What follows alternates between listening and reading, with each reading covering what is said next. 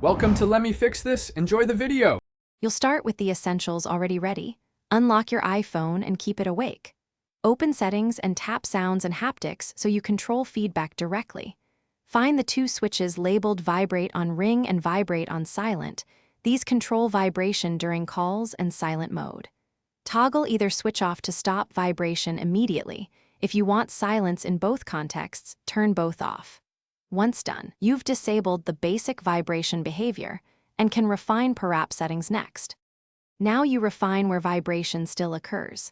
For a single contact, open Contacts, pick the person, tap Edit, ringtone or text tone, then set vibration to none so calls or texts from them stay quiet. For apps, open Settings Notifications, select the app and choose a notification style with no vibration. Many show sounds or vibration options.